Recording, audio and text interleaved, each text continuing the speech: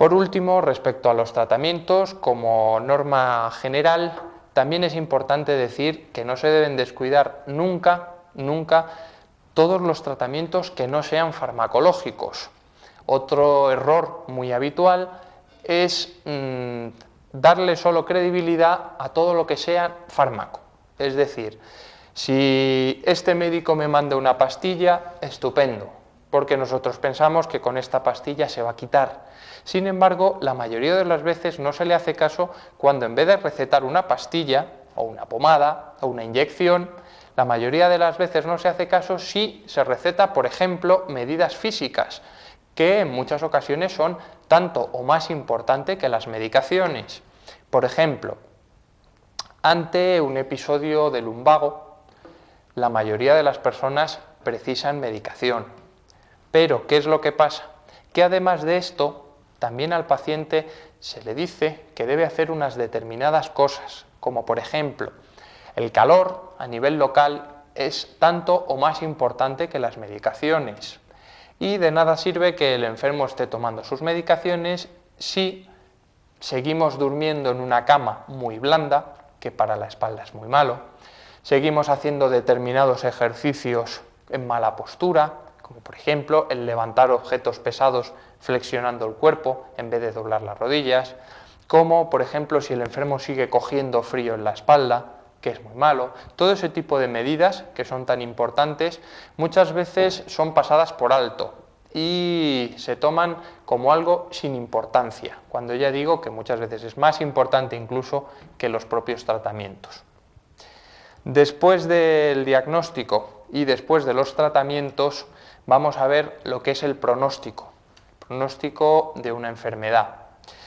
El pronóstico antiguamente, y no me voy a remontar mucho, nada más que hasta primeros de siglo, que sí es mucho, antes era prácticamente lo más importante para un médico.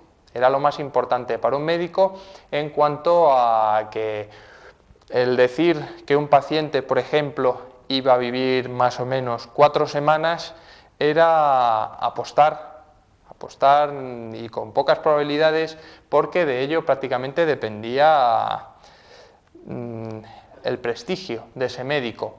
Si el paciente en cuestión moría más o menos a las 4 semanas, el prestigio de ese médico crecía notablemente, hasta el punto que las malas lenguas dicen que algún que otro médico llegó, sobre todo, me refiero antes, hablando de la Edad Media y similares, que algún que otro médico llegó incluso a envenenar a sus propios pacientes para acertar el pronóstico que habían hecho y así poder ascender dentro de las escalas que por aquellos tiempos había entre los médicos.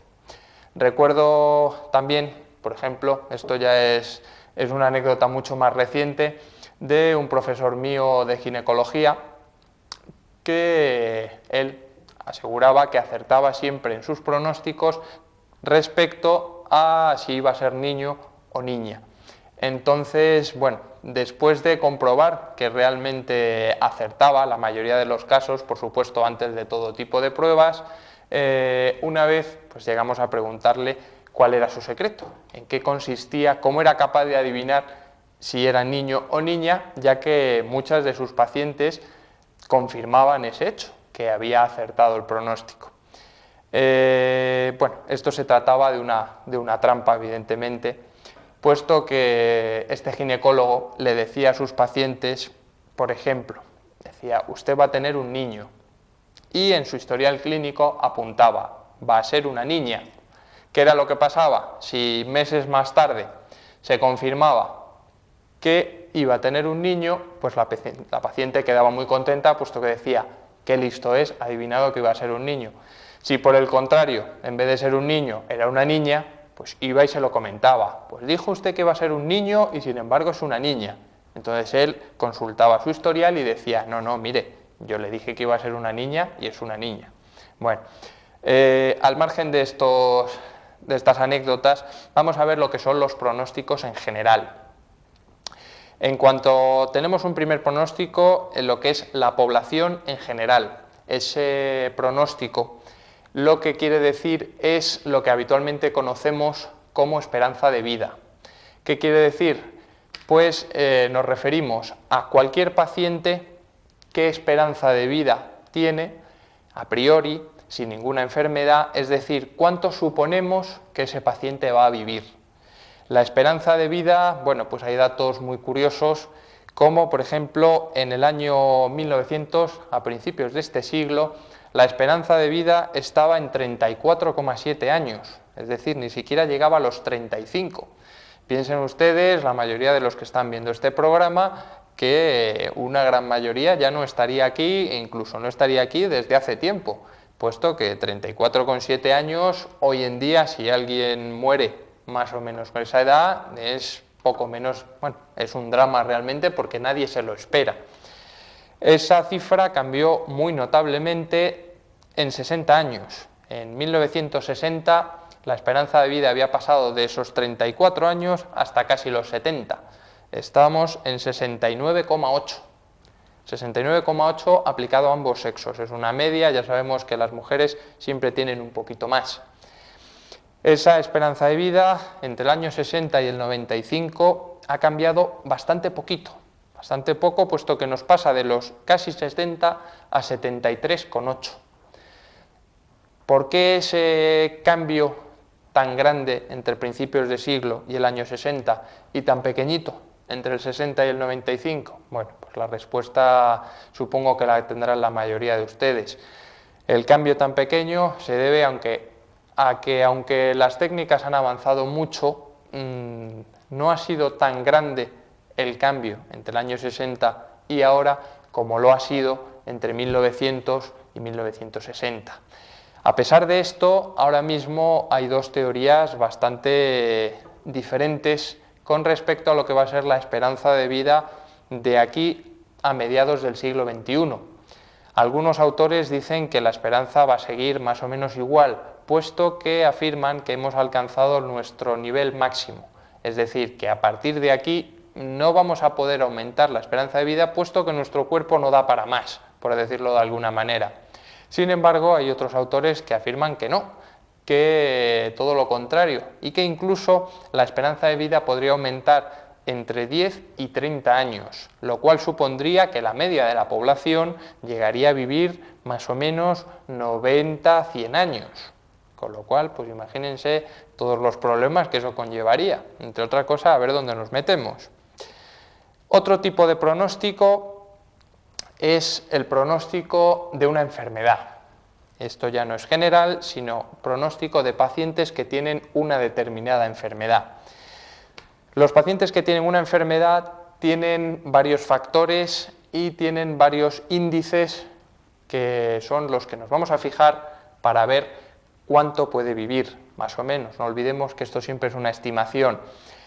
El primer índice es el índice de supervivencia media, es decir, pacientes afectos de una determinada enfermedad, ¿cuántos años viven de media? Por ejemplo, pues un paciente que tiene un determinado tipo de leucemia tiene una vida media de 5 años. ¿Qué quiere decir esto? Que los pacientes van a vivir, los que están afectos de esta enfermedad, más o menos alrededor de 5 años. Otro parámetro a medir dentro de una enfermedad es la función de riesgo. ¿Qué es lo que quiere decir este término?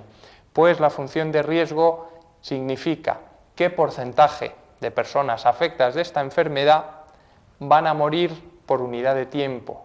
Es decir, volviendo al caso de antes, pues aquellos pacientes que sufren de leucemia van a vivir determinados años y además va a morir más o menos un 10% por año.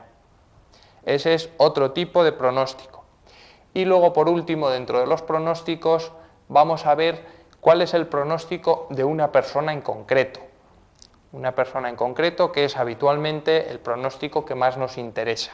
Es decir, este paciente que tenemos aquí, aquejado de esta enfermedad, ¿cuánto estimamos que va a vivir? Esos pronósticos cada día son más exactos, dentro, por supuesto, de la gran variabilidad que supone una persona con respecto a otra. El grupo más importante de enfermedades sobre las que se establecen estos pronósticos individuales son los enfermos aquejados de cáncer. Evidentemente hay muchísimos tipos de cáncer y cada uno de estos tumores está clasificado dentro de un grupo.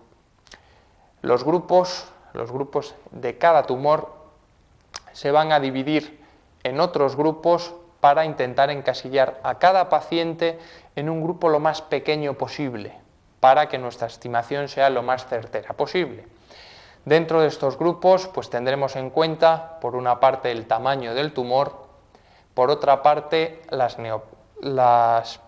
el número de adenopatías que tiene ese paciente, es decir, cuántos ganglios, cuántas cadenas de ganglios hay afectadas por ese tumor, y por otro lado ver si tiene o no tiene metástasis y ver a qué altura tiene metástasis.